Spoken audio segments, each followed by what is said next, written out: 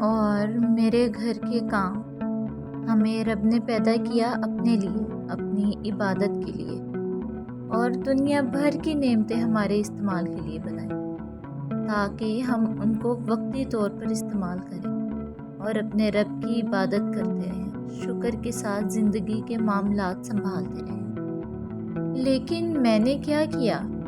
صبح فجر کی نماز کے بعد سے رات عشاء تک ایک کام ختم تو دوسرا شروع، دوسرا ختم تو تیسرا شروع۔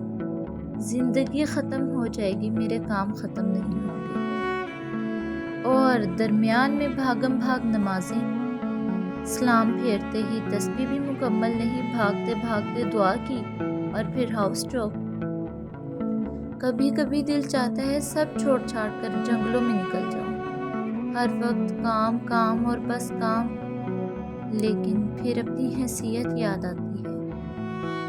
میرے مالک نے ڈالی مجھ پر یہ سب ذمہ داریاں، گھر کی، بچوں کی، ملنے والوں کی، ان سب کو پورا کروں گی رب العزت کی خاطر تو انشاءاللہ اجر پاؤں گی۔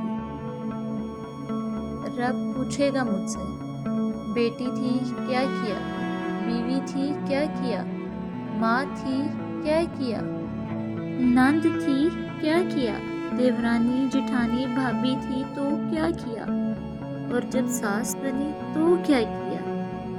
غرض کہ ہم جتنے بھی رشتوں میں بندی ہیں سب کی پوچھ ہوگی۔